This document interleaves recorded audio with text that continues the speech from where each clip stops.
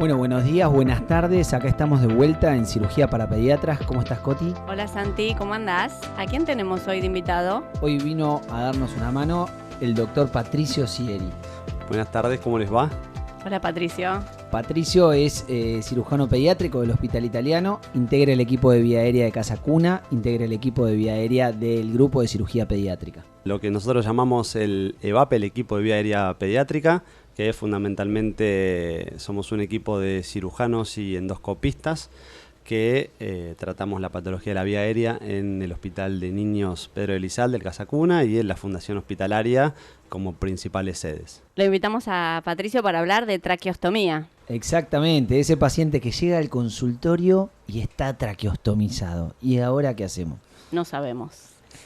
Queremos empezar por preguntarle a Patricio cuáles son las indicaciones de las traqueostomías. Claro, ¿por qué le hiciste la traqueostomía, Pato? ¿Qué pasó? Primero quería aclarar por ahí un poquitito que no es lo más frecuente que el paciente llegue al consultorio de pediatría sin tener ningún control previo y que ande solo por la vida sin saber qué hacer con la traqueostomía. Generalmente son pacientes que tuvieron algún entrenamiento previo al momento de hacer la traqueostomía y les fueron explicando, pero cada tanto pasa que por ahí hay pacientes que no fueron al control por algún otro motivo y tienen algún problema que por ahí no amerita la guardia, y es importante que el pediatra pueda tenerlos en mente, como por lo menos para, si lo puede resolver en el consultorio o en el hospital o en la salita o donde sea que lo atiendan, o eventualmente poder asesorarlo y redirigirlo sin tanta urgencia. Obviamente el evento que sea un poquito más urgente, obviamente va a requerir una derivación a algún hospital. Pero retomando un poquito el tema de las indicaciones, yo creo que generalmente podemos dividirlo en dos indicaciones, ¿sí? Primero, al paciente que va a necesitar una vía aérea segura. Generalmente son pacientes con deformidades craneofaciales que van a tener que sufrir o van a tener que ser sometidos a una o más cirugías reparadoras para el defecto, ya sea algún defecto de línea media o alguna deformidad craneofacial un poco más importante, que durante la cirugía o mismo posterior a la cirugía el acceso a la vía aérea es dificultoso. Entonces uno plantea hacer una traqueostomía para asegurar justamente la vía aérea y que ante la emergencia o algo programado uno esté más tranquilo y que el paciente no corra riesgos grandes. Y el otro gran grupo de pacientes, de vuelta hablamos principalmente de pacientes hospitalizados o que tienen procedimientos quirúrgicos, son los pacientes críticos. La gran mayoría de estos pacientes son pacientes que fueron sometidos a alguna cirugía cardiovascular por alguna anomalía cardiovascular importante y que en el posoperatorio necesitan de varios días de respirador, o algún prematuro que esté mucho tiempo intubado, o algún otro paciente que tenga alguna otra patología severa y que tenga muchos días de respirador. Entonces, esos pacientes uno va a plantear, para tratar de sacarles el respirador, hacer una traqueostomía justamente para poder empezar a despertarlos, a sacarle todas las drogas y a que el paciente empiece a recuperar fuerza muscular y pueda despertarse y no depender tanto del tubo. Y ese paciente, también la otra indicación implícita es que tratar de evitarle lesiones en la laringe que después condicionen a que ese paciente necesite una nueva cirugía para arreglar la laringe y que aparte necesite una traqueostomía como puente a esa cirugía. En adultos se trabaja mucho con días. Los cirujanos de adultos están haciendo traqueostomías para prevenir esas lesiones que vos estabas hablando recién al 7º o al 10º día. ¿En pediatría qué está pasando? Mira, es un buen punto que todavía no está totalmente zanjado, porque obviamente los adultos tienen siempre mucho más volumen, entonces muchas veces es más fácil hacer estudios o generar prácticas en base a gran número de pacientes. En pediatría, como es mucho menor el número de pacientes hospitalizados u hospitalizados graves, esto no está tan definido. Entonces, si bien hay algunos trabajos en el último tiempo que podrían abocar hacia una traqueostomía precoz, creo que depende más en qué centro trabaje cada uno y qué tipo de pacientes tenga. Pero creo que en líneas generales no es una mala medida tratar de hacer una traqueostomía precoz en ciertos pacientes que sabes que van a estar mucho tiempo ventilados. Entonces, de esa forma uno podría prevenir algunas lesiones en la laringe y aparte tratar de que el paciente se pueda despertar un poquito antes y no tenerlos tanto tiempo con mucha medicación que genera una miopatía crítica, y eso es uno de los grandes puntos por los cuales falla la actuación. Y ahora te la hago más difícil todavía. ¿Qué pasa en la neo? Bueno, los neonatos son un grupo particular porque tienen mucha más tolerancia, el neonato o el lactante chico tiene mucha más tolerancia a la presencia del tubo, digamos, orotraqueal. Entonces, no es tan, uno puede ser mucho más permeable en la indicación de traqueostomía profiláctica en un lactante o en un neonato. Así que es raro que uno lo haga en este tipo de pacientes, que la haga por las dudas la traqueostomía. Por ahí la gran mayoría de las traqueostomías que uno hace en neonatos generalmente son pacientes con algún síndrome o pacientes neurológicos graves o que se aspiran y que sabes que no lo vas a poder sacar del respirador. Entonces ahí cambia un poquitito la indicación para esos pacientes. Pero el resto uno generalmente los aguanta bastante y trata de extubarlos sin hacerles una traqueostomía. Si yo recibo en el consultorio a un paciente que viene traqueostomizado, ¿qué tengo que mirar? Bueno, es una muy buena pregunta porque, como decía al principio, generalmente son las cosas que por ahí motivan la consulta con el pediatra respecto del paciente con traqueostomía, ¿no? Entonces, yo empezaría por lo más simple, que es mirar la piel. Ver que la piel no esté lastimada, que no esté más roja, que no tenga signos de infección, que no esté supurando, que todas esas cosas por ahí son más frecuentes, son complicaciones un poquito más inmediatas a la traqueostomía. Es raro que un paciente con meses o años de traqueostomía tenga infección de la herida quirúrgica o del traqueostoma. Obviamente siempre puede pasar, pero siempre es importante más que nada ver en pacientes que tienen mucha salivación, ver que generalmente van goteando desde la boca hacia el ostoma y la gasa siempre está mojada y el ostoma siempre está húmedo, entonces la piel se puede ir macerando, se puede agregar alguna infección por hongos o alguna otra complicación local que siempre es importante ver, y la recomendación fundamentalmente es en esos pacientes que tienen muy húmeda la piel ir cambiando seguido la gasa y tratar de mantenerlo siempre seco, y después si es necesario y porque tienen mucha salivación, ir aspirándolos o tratar de ponerle algún paño o algún babero o algo para tratar de que la saliva no llegue al ostoma. Otra de las cosas importantes que hay que mirar y que muchas veces te lo van a referir los padres y por ahí es motivo de consulta es que el ostoma lo ven más grande y que está saliendo más saliva o más secreción y que generalmente la piel está más roja y más macerada, o por el contrario que en los cambios de cánula cada vez le cuesta más o sacar la cánula o muchas veces ponerla porque ven que el ostoma se está achicando.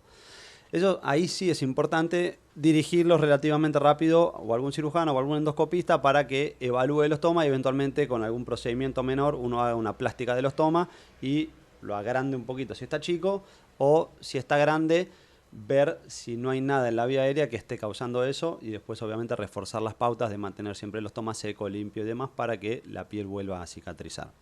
Y respecto a los granulomas, que es otra consulta bastante frecuente, hablando mal y pronto, es una carnecita crecida que está alrededor de la cánula y que muchas veces en cada cambio de cánula sangra, y o los pacientes o a veces los pediatras también se pueden asustar un poquitito porque a veces sangra bastante, pero es algo local y es de piel, y mismo concepto, manteniendo el ostoma limpio, seco y a veces topicándolo con nitrato de plata, ese granuloma se resuelve y no da mayores problemas. Eso con respecto a la piel. Después hay pacientes que tienen cánula de traqueostomía con balón y pacientes que tienen cánula sin balón. Los pacientes que tienen cánula sin balón generalmente no tienen mayores problemas porque el recambio es más fácil, porque no tienen la resistencia que les ofrece el balón al cambio de la piel, y eso activa el ostoma y hace que o se inflame o se achique, que ahora lo explicamos un poquito más en profundidad. Y por el otro lado, los pacientes que tienen cánula con balón sí hay que prestarle un poquito más atención. ¿Por qué? Porque el balón inflado en la tráquea puede generar alguna lesión por la misma presencia del balón inflado, y esto es importante tenerlo en cuenta para ir controlando que el balón no esté muy inflado o eventualmente darle periodos de descanso y desinflarlo un poquitito para evitar lesiones en la tráquea. Espera, Pato, explícamelo como la tía Marta, como dice el filósofo. A ver, ¿para qué sirve el balón? ¿Qué es un balón muy inflado? El balón en realidad sirve para pacientes generalmente que necesitan un respirador domiciliario, y esa presión que les da el respirador hace que el aire se fugue para arriba por la boca. Entonces, el balón en ese sentido, cuando vos lo inflas un poquitito, hace que el aire, que la presión positiva que les manda el respirador, vaya hacia los pulmones y no se escape por arriba hacia la laringe. Y después en los pacientes que tienen, generalmente pacientes neurológicos que tienen mucha salivación, evita en parte la aspiración. No evita 100% que se aspiren la saliva, pero reduce bastante. Entonces creo que esas serían las dos funciones principales para indicar una cánula con balón. Y volviendo a tu pregunta, tenés que medir la presión del balón con un manómetro, cosa que habitualmente no está tan a mano, pero una buena forma de medirlo es que vos lo apretás con los dedos y sentís que lo podés colapsar un poco. Si vos ya cuando lo querés apretar, el balón está súper inflado, es como la rueda de la bicicleta, la pelota de fútbol. Vos lo vas a apretar. Si está súper inflado, los dedos no se van a mover. Si está desinflado, la vas a poder colapsar. Es un punto en el medio. Perfecto. Y dejaste otra pelota picando antes, que te la dejé pasar y ahora te la devuelvo. El recambio de la cánula. ¿Cada cuánto lo haces? ¿Quién lo hace? ¿Dónde lo hacen? Tiranos algún centro con eso. Bien. Tema importante, y de ahí voy a mecharlo con qué materiales y cuál es el ideal de cómo entrenar a los padres para el recambio. Entonces, varía un poquitito el tiempo de recambio según los equipos. Nosotros, en nuestro equipo, recomendamos cambiarlo una vez por semana para que justamente mantener la cánula limpia, para que no se junten secreciones, para que no haya eventualmente sobreinfecciones con esas secreciones que se van acumulando. Y aparte, eso al principio le va a dar a los padres un entrenamiento mucho más rápido para que se sientan cómodos y manejen de forma tranquila a su hijo en la casa. Entonces, puede ser o cada una semana como lo hacemos nosotros, o algunos cada 15 días. Ya un mes probablemente sea un poco mucho, pero bueno, si los padres se manejan bien y ya tienen claro el tema, podrían no estar tan mal. ¿Qué es lo que necesitamos? ¿Sí? Primero, cuando nosotros hacemos la traqueostomía, vamos a entrenar a los padres antes de que se vayan de alta.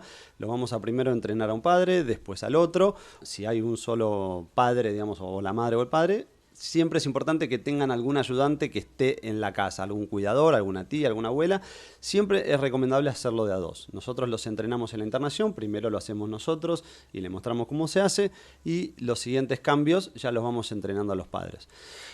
Es importante que siempre tengan una cánula de repuesto, un tubo endotraqueal más chico, cortado a la medida de la cánula, justamente para las emergencias, porque a veces es mucho más fácil poner el tubito en la emergencia que la cánula de traqueostomía. Y después el resto de las cosas básicas, una gasa, un poquito de Pervinox para la higiene previa, un poquito de silocaína jalea para lubricar el ostoma y que no tengan tanta resistencia, sobre todo en las cánulas con balón, que ya dijimos que era un poquito más difícil. Y después no mucho más, ¿sí? El collarín, la gasita, que eso obviamente nosotros se lo explicamos, y los padres lo van a ir teniendo todo el kit. Si hay obra social de por medio, se harán los pedidos a la obra social. Es importante que los padres lo vayan chequeando y pidiendo con anticipación para nunca quedarse sin insumos. Y si es un paciente en contexto de hospital público, bueno, siempre es importante el contacto con el equipo de vía aérea para ir proveyendo todos los insumos. Para redondear un poquito esta información, nosotros tenemos del equipo de vía aérea un videito en YouTube que explica paso por paso cómo se recambia una cánula de traqueostomía con todos los materiales que se necesitan. Así que si les sirve, los invito a que después lo chusmeen. Pará, me interesa eso. ¿Dónde lo podemos encontrar eso, Pato? ¿Cómo lo buscamos? Ese video, después le dejamos el link, pero básicamente si ponen traqueostomía EVAPE con B corta, ahí en YouTube les aparece directamente, es el primer video que aparece. Y ahí lo pueden ver y, como les decía, paso por paso te muestra qué hacer y qué materiales se necesitan. Y un último ítem, pero no menos importante, del recambio, que nosotros tratamos de hacerlo siempre en la internación, junto con el entrenamiento que le damos nosotros a los padres, es un curso de RCP, que usamos el curso de RCP que da la SAP, la Sociedad Argentina de Pediatría, y que es muy importante para que los padres tengan nociones básicas de cómo manejar un eventual accidente en la casa, más allá de lo que nosotros le hayamos explicado. Accidentes, me interesa. ¿Qué accidentes pueden ocurrir? Generalmente, los más frecuentes son dos. O que la cánula se salga, lo que llamamos una decanulación accidental, o que la cánula se tape.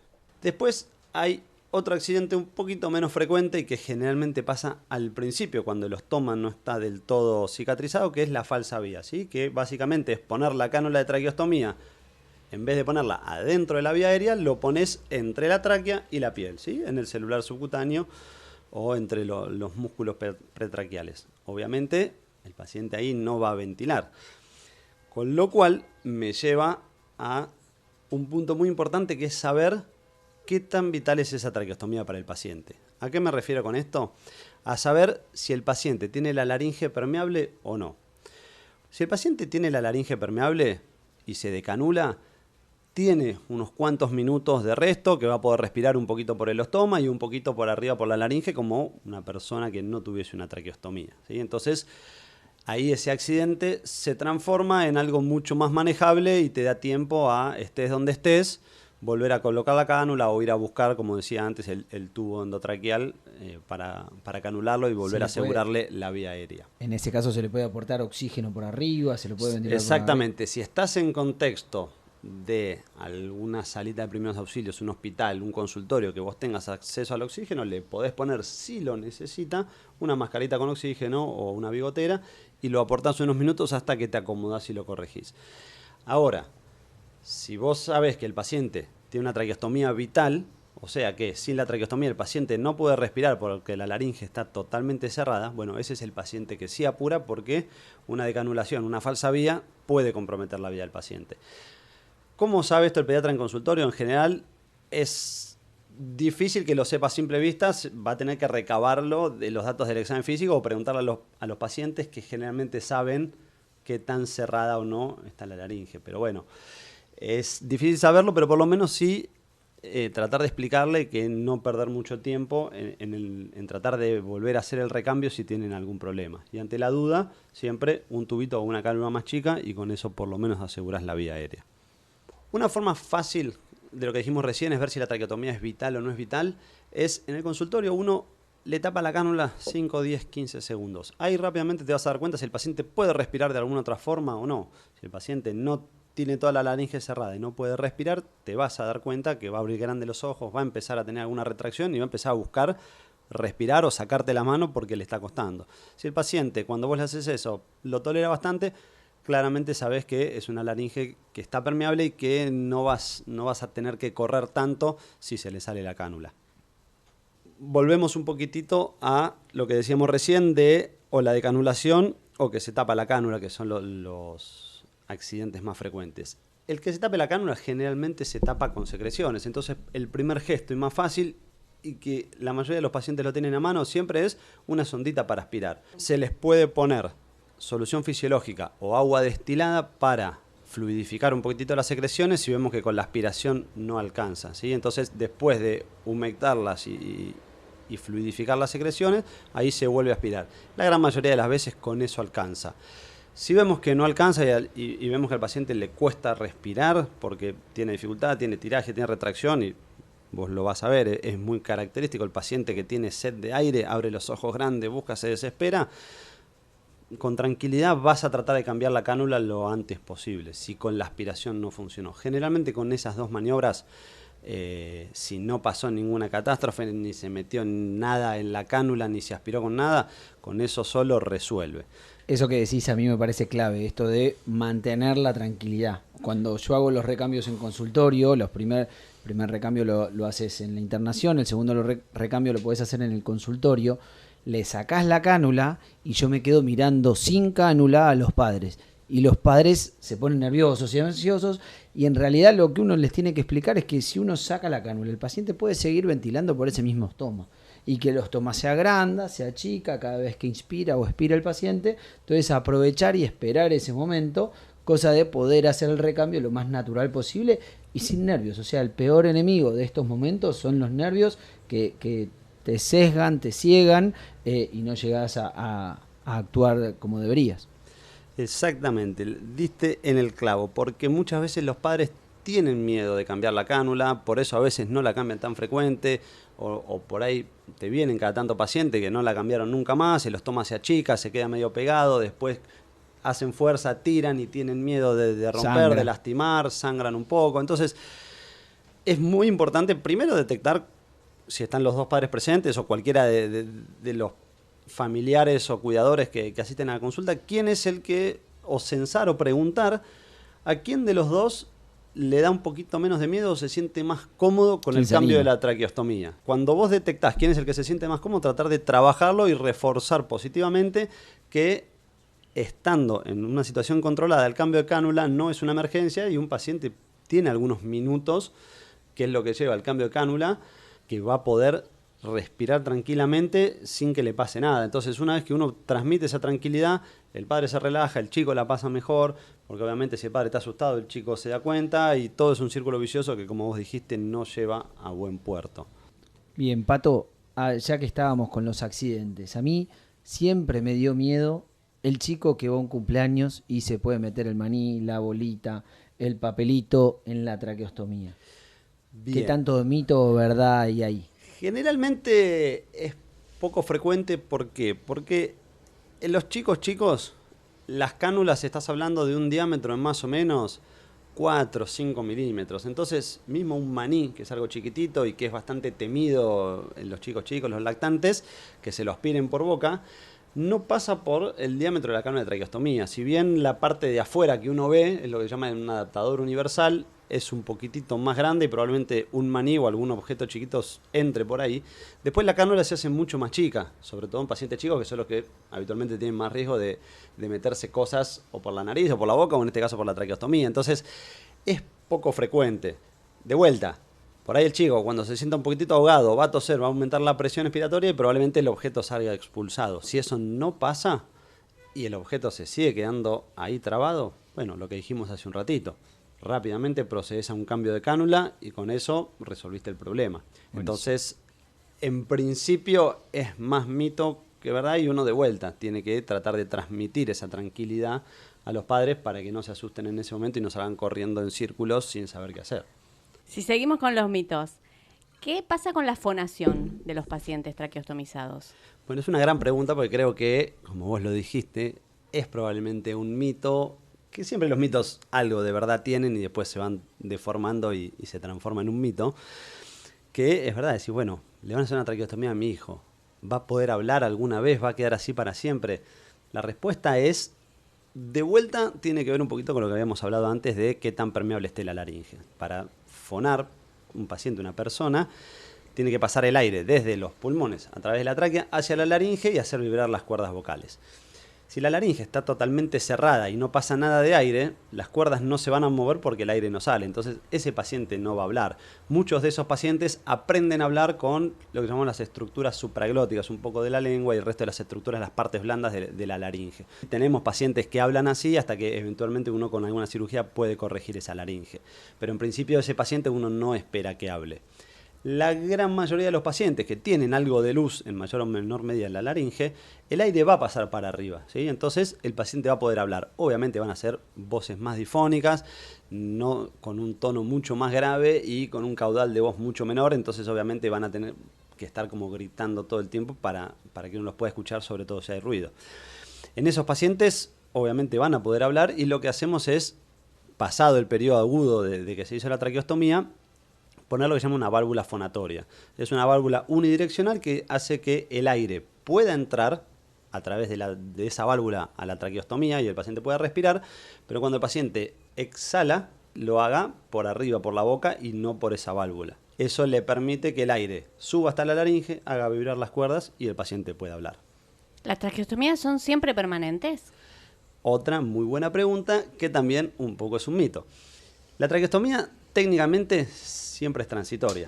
Obviamente va a depender de qué paciente tengamos enfrente. Un paciente con alguna enfermedad neurológica severa o alguna enfermedad metabólica también severa con trastornos neurológicos, es muy probable que necesite la traqueostomía la gran parte de su vida, ¿sí? Obviamente eso no quiere decir que uno no vaya a trabajar para tratar de sacarla, pero son pacientes que probablemente tengan también alguna gastrostomía y tengan otros cuidados y sea un paciente un poquito más crónico, que sabes que es poco probable que le pueda sacar la cánula. Pero los pacientes que mencionábamos al principio de las indicaciones, que por alguna cirugía en particular se hizo la traqueotomía de forma profiláctica, o un paciente que estuvo mucho tiempo intubado y necesitó la traqueotomía para despertarlo, son pacientes que eventualmente, si no tienen ningún daño en la laringe, se van a poder decanular en algún momento relativamente corto después de que hayan pasado por ese episodio. Y en los pacientes que tengan algún daño laríngeo, uno va a tener que probablemente hacer alguna cirugía o algún tratamiento endoscópico para resolverle eso antes de poder decanularlo. Pero en líneas generales la tasa de decanulación es posible y es bastante alta. Obviamente está basado en cada paciente y en qué lesión tenga. Pero la respuesta final es la traqueostomía, en principio, es transitoria. Te tiro otro mito. No quiero que le hagan traqueostomía porque no se va a meter nunca la pileta. Es una pregunta, si querés, un poco ambigua, porque no es para todos, ¿sí? Técnicamente, al vos tener la traqueostomía, obviamente es mucho más fácil que le entre agua o en la ducha o en la pileta o que alguien lo salpique y que el paciente se ahogue un poquitito y empiece a toser. Si vos tenés los cuidados básicos de que el paciente no sumerja la cabeza y no sumerja la traqueostomía, no hay mucha contraindicación. Obviamente siempre es un paciente que los padres van a tener que estar un poquito más atentos y sobre todo en chicos que obviamente no controlan cuando están jugando, claro. Es un poquito más de acompañamiento hasta que el chico tenga un poquito más de la capacidad de entender que si se mete abajo se puede ahogar o va a tener algún problema. Entonces, la respuesta corta sería: no tiene una contraindicación de meterse a la pileta, pero habría que, sí, obviamente, explicar todos estos cuidados y estas precauciones para evitar accidentes, obviamente. Perfecto. Gracias, Pato. La verdad que súper claro, súper útil. Un placer, muchísimas gracias. Espero haber sido claro y resumido.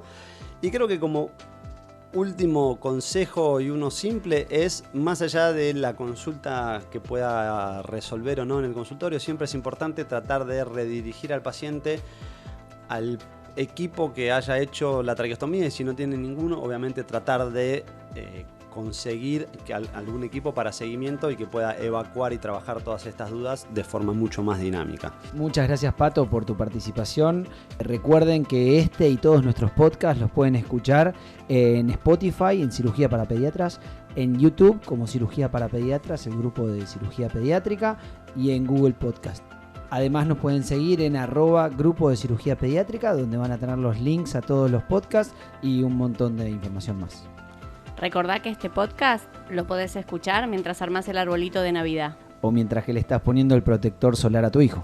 Porque el conocimiento va con vos.